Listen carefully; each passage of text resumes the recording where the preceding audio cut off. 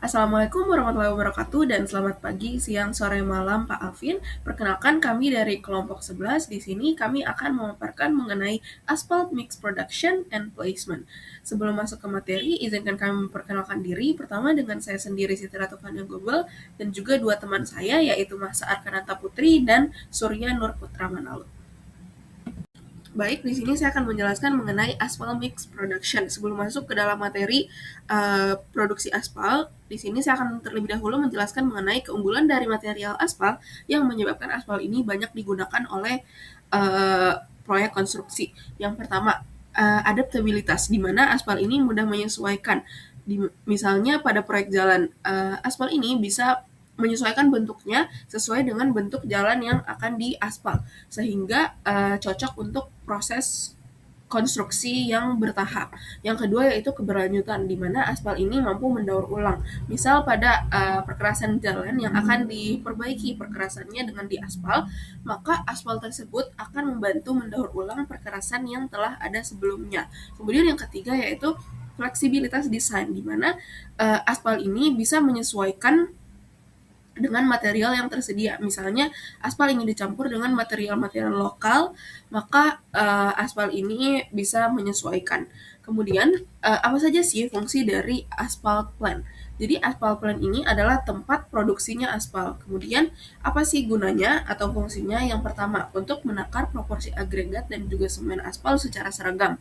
Yang kedua, untuk melakukan proses pemanasan dan juga pencampuran dari material aspal itu sendiri. Dan yang ketiga, untuk memenuhi regulasi lingkungan yang ketat, seperti mengendalikan emisi dari debu atau asap yang dihasilkan oleh pabrik tersebut. Nah, kemudian ada beberapa jenis asphalt mixing plant berdasarkan hasil produksinya. Yang pertama, pabrik untuk penjualan, di mana ini biasa digunakan oleh proyek kecil, biasa juga disebut free on board atau FOB. Pabrik mixing plant jenis ini dia memproduksi berbagai variasi campuran aspal sekaligus untuk banyak pelanggan atau proyek-proyek kecil yang berbeda. Kemudian yang kedua ada pabrik volume tinggi atau high volume producers, di mana jenis mixing plant ini dia melayani suatu proyek besar secara terus-menerus untuk menghasilkan jenis campuran aspal yang sama. Nah, seringkali pabriknya ini adalah portable, jadi dia berpindah-pindah sesuai dengan proyek yang sedang dilayaninya tersebut. Selanjutnya saya akan menjelaskan mengenai dua jenis pabrik produksi aspal atau asphalt mixing plant. Yang pertama yaitu batching plant. Batching plant ini dia memproduksi aspal dalam takaran, jadi dilakukan atau proses produksinya itu per batch. Kemudian dia proses pencampurannya dilakukan secara bertahap dan juga hasilnya fleksibel, jadi bisa dicampur dengan material-material lainnya karena dilakukan per batch. Namun kapasitas produksi dari batching plant ini dia terbatas oleh waktu siklus per batch-nya. Karena dibatasi proses produksinya per batch, maka hasil produksinya juga terbatas. Kemudian jenis yang kedua adalah drum plant, di mana drum plant ini dia memproduksi aspal secara kontinu, jadi akan terus-menerus diproduksi. Nah, proses produksinya tersebut terjadi di dalam suatu drum yang sama. Namun jenis pabrik produksi aspal ini dia sulit untuk mengubah spesifikasi campurannya di tengah jalan karena prosesnya yang kontinu tersebut, sehingga apabila ingin ditambahkan suatu campuran material ke dalam campuran tersebut maka sulit dilakukan karena dia proses produksinya secara terus-menerus. Namun baiknya dari drum plant ini dia menghasilkan sangat banyak, di mana kapasitas produksinya itu tinggi karena secara terus-menerus dilakukan. Selanjutnya berikut ada juga alur dari kerja batching plant. Yang pertama yaitu dia cold feed, kemudian dryer, lalu dilakukan proses saringan, lalu dilakukan proses penimbangan, terus pack mill, baru selanjutnya dibawa ke truk pengangkut. Untuk drum plant sendiri dia ada cold feed, kemudian dimasukkan ke dalam drum untuk dryer dan juga proses mixernya, kemudian disimpan di dalam silo karena prosesnya yang terus-menerus ini, sehingga perlu disimpan terlebih dahulu karena hasil produksinya yang sangat tinggi, baru apabila ingin dilakukan proses pengangkutan baru dipindahkan ke truk. Berikut merupakan ilustrasi atau gambar dari kedua jenis pabrik produksi aspal tersebut, di mana pada kanan layar terlihat adalah batching plant.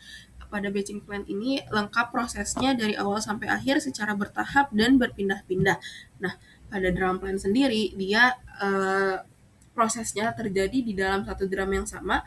Seperti terlihat pada gambar, terdapat drum berbentuk lonjong, di mana proses dryer dan mixer dari proses produksi aspalnya itu terjadi pada drum tersebut. Baik, selanjutnya di sini saya akan membahas mengenai placement atau penempatan atau penggelaran dari hasil produksi aspal tersebut, di mana placement ini adalah proses operasional di lapangan setelah aspal diproduksi dan juga dilakukan pengangkutan ke lapangan yang akan diaspal, di mana beberapa peralatan yang digunakan pada proses placement ini, yang pertama yaitu asphalt paver atau finisher, di mana asphalt paver ini dia menghamparkan campuran aspal di atas permukaan jalan. Setelah aspal tersebut dibawa, kemudian akan dihamparkan pada permukaan jalan, yaitu menggunakan asphalt paver ini. Di mana alat ini terdiri dari unit traktor atau penggerak dan juga skred yang untuk penghamparan. Kemudian yang kedua yaitu truk yang berfungsi untuk membawa aspal panas dari plant atau pabrik produksi ke lokasi proyek untuk selanjutnya dituangkan ke dalam hopper pada alat paver. Dan juga yang ketiga yaitu compactors atau rollers, di mana setelah dilakukan proses penghamparan, aspal tersebut kemudian dipadatkan menggunakan compactors ini atau roller. Alat tersebut akan digunakan setelah aspal digelar oleh paver untuk mencapai kepadatan dan juga stabilitas yang diinginkan untuk perkerasan tersebut. Kemudian selama proses placement atau penghamparan ini, suhu penyimpanan aspal ini harus dijaga sesuai dengan standarnya berdasarkan jenis aspaltnya tersebut. Yang pertama, untuk hot mix asphalt atau HMA, suhu aspalnya ini harus berada pada rentang 275 hingga 325 derajat Fahrenheit atau setara dengan 135 sampai 163 derajat. Kemudian untuk warm mix asphalt atau WMA, rentang suhunya itu berkisar antara 225 hingga 250 derajat Fahrenheit atau sekitar 107 sampai 121 derajat Celcius. Selanjutnya saya akan bahas terkait study case mengenai materi asphalt mix production and placement. Sebelumnya, perkenalkan, saya Mahsa Kanta Putri dengan NPM 2306204011, di mana pada study case yang pertama ini, saya akan membahas terkait analisis pengaruh produksi dan jarak angkut terhadap kualitas campuran aspal panas, di mana studi kasus ini berlokasi pada ruas Jalan Sultan Agung, Bandar Lampung. Dan studi kasus ini bersumber dari jurnal Rekayasa Sipil Indonesia Departemen Unila yang ditulis oleh Rini, Putra, dan Pratomo pada tahun 2018. Di mana latar belakang dari study case ini adalah kualitas campuran aspal panas atau hot mix asphalt sangat bergantung pada suhu saat produksi di AMP Asphalt Mixing Plant hingga proses pemadatan di lapangan, di mana lokasi dari asphalt mixing plant seringkali jauh dari lokasi proyek, di mana semakin jauh jarak angkutnya, maka risiko penurunan suhunya pun akan semakin meningkat. Jika suhu turun di bawah batas minimum saat penghamparan, aspal tidak dapat mencapai kepadatan optimalnya ataupun density optimalnya, yang memicu retak dan lubang di masa depan. Sehingga dari studi kasus yang saya ambil ini, kita mengetahui beberapa hal, di mana kita ketahui pada ruas jalan tersebut jenis campurannya adalah aspal beton ataupun laston dengan suhu produksi di AMP-nya itu rata-rata 155 derajat Celcius hingga 160 derajat Celcius, di mana jarak angkutannya bervariasi 10 km, 20 km hingga 30 km. Dan diketahui pula kondisi lingkungannya, kecepatan kendaraannya itu 40 km per jam dengan penutup bak truk menggunakan terpal untuk menjaga suhu dari aspal tersebut. Dan menurut standar Bina Marga, suhu minimal saat penghamparan atau sebelum dipadatkan adalah sekitar 125 derajat sampai 130 derajat. Sehingga pertanyaannya adalah, berapa rata-rata penurunan suhu campuran aspal per kilometer perjalanan? Berapakah jarak maksimum yang diizinkan agar suhu aspal tetap memenuhi syarat saat tiba di lokasi penghamparan? Dan bagaimana hubungan antara suhu penghamparan dengan nilai kepadatan hasil pemadatan? Di mana apakah aspal tersebut setelah melalui proses perjalanan dapat mencapai suhu 125 derajat hingga 130 derajat pada sebelum penghamparan. Berikut adalah pembahasan dari study case tersebut, di mana diketahui yang pertama adalah laju penurunan suhu, di mana berdasarkan hasil observasi seperti yang terlihat pada gambar dengan hasil-hasil yang didapatkan pada grafik, hubungan antara jarak dengan suhu, suhu dengan density, dan juga jarak dengan density.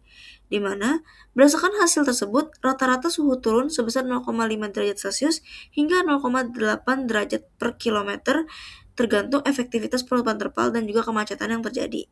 Di mana jika suhu keluar dari asphalt mixing plant adalah 155 derajat, maka pada jarak 30 km dengan waktu tempuh kurang lebih 45 menit, suhu akan turun menjadi sekitar 131 derajat.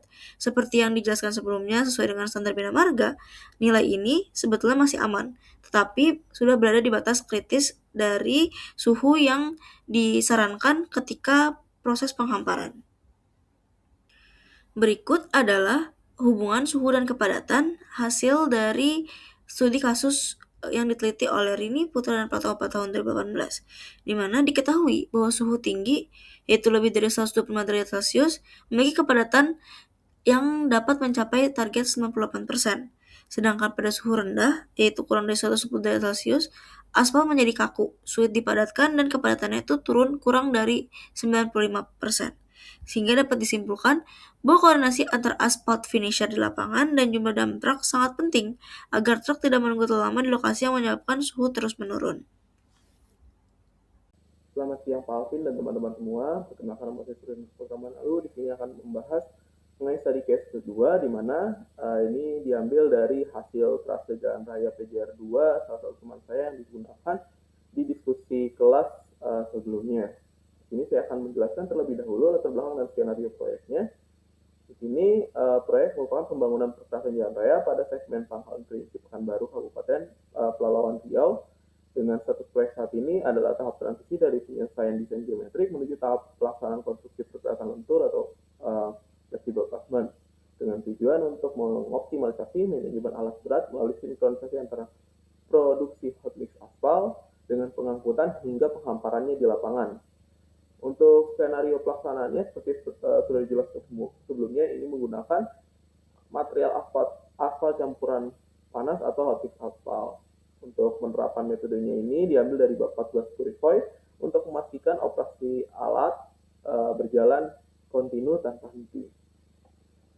Berikutnya kita beralih ke parameter teknis, di mana perencanaan trase ini memiliki panjang lintasan sejauh 2029 km atau sekitar 6.788 feet dengan lebar pergerakan jalan raya didesain sekitar 9 meter, termasuk bahu jalan dengan tipe jalan 2 lajur 2 arah 22 cc. Untuk asumsi spesifikasi materialnya, lapisan aspalnya itu didesain dengan ketebalan 2 inci dan target kepadatan sebesar 110 pound per square yard per inch. Di sini kami juga menetapkan residual emulsi untuk take load-nya sebesar 70% dari segi kapasitas peralatan, di mana aspal base plan atau EBP yang digunakan memiliki kapasitas 6 ton per base dengan efisiensi operasional sekitar 85%. Sementara itu, armada pengangkutan menggunakan truk berkapasitas 20 ton per unit dengan asumsi waktu siklus atau cycle time-nya selama 45 menit. Selanjutnya kita masuk ke analisis produksi dan sinkronisasi. Untuk menjaga agar operasi penghamparan berjalan kontinu, laju paver harus diseimbangkan dengan kapasitas produksi pabrik. Di mana pertama kami akan menghitung produksi pabrik berdasarkan berat batch, waktu siklus span, dan efisiensi. Di mana hasil menunjukkan kapasitas aktual pabrik adalah 204 ton per jam atau ton per hour. Untuk sinkronisasi, laju pabrik ini kami konversi menjadi 3,4 ton per menit. Kemudian kami menghitung volume aspal yang dihampar persatuan panjang jalan yang didapatkan sebesar 0,1804 ton per feet, di mana untuk menjaga agar pergerakan paver selaras dengan kedatangan material dan mencegah terjadinya sakit permukaan pada pergerakan akibat mesin yang berhenti, maka kecepatan ideal paver ditetapkan pada 18,84 feet per menit. Untuk penjelasan perhitungannya dapat dilihat pada slide berikut ini. Selanjutnya adalah menentukan jumlah armada truk yang tepat agar paver tidak kurang material atau sebaliknya terjadi penumpukan truk di lapangan. Untuk kapasitas produksi satu unit truk dengan waktu siklus 45 menit adalah 26,67 ton per jam. Berdasarkan rasio produksi pabrik terhadap produksi truk, maka perhitungan matematis menunjukkan kebutuhannya sebesar 7,65 truk. Sesuai dengan aturan praktis konstruksi, untuk mengantisipasi fluktuasi waktu tempuh di perjalanan, maka nilai ini harus selalu dibulatkan ke atas. Oleh karena itu, ditetapkan kebutuhan minimum sebesar 8 unit truk. Selain itu, kami juga menghitung kebutuhan take out yang berfungsi sebagai pengikat antar lapisan perperasan.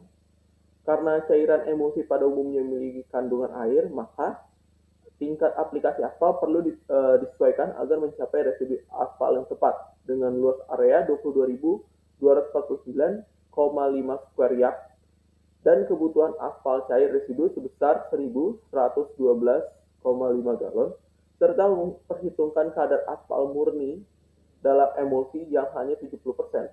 Maka total kebutuhan emulsi aspal yang harus disiapkan di lapangan adalah sebesar 1.589,3 galon.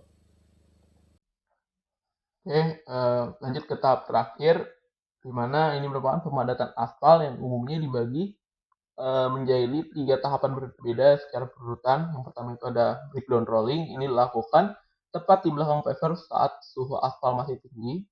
Pada tahap ini kami menggunakan vibratory steel wheel roller yang bertujuan untuk mencapai kecepatan maksimum secara cepat. Kemudian ada intermediate rolling, ini menggunakan pneumatic rubber tire roller, di mana tekanan dari ban karet ini memberikan efek pijakan atau kneading pada aspal yang berfungsi merapatkan struktur campuran secara vertikal dan horizontal sekaligus untuk menutup sisa rongga udara. Terakhir ada finish rolling, di mana ini merupakan tahap akhir menggunakan steel wheel roller dengan vibrasi yang dimatikan. Tujuannya adalah secara murni untuk menghaluskan permukaan jalan dan menghilangkan bekas lekukan ban atau marks yang ditinggalkan oleh alat pemadat sebelumnya. Dengan manajemen operasional dan sinkronisasi yang dibahas sebelumnya, kami dapat mendapatkan proyek jalan secara efisien dan memenuhi standar kepadatan teknis yang disyaratkan. Sekian dari kelompok kami, kurang lebihnya mohon maaf. Terima kasih. Berikut merupakan referensi yang kami gunakan dalam pembuatan PowerPoint ini. Terima kasih.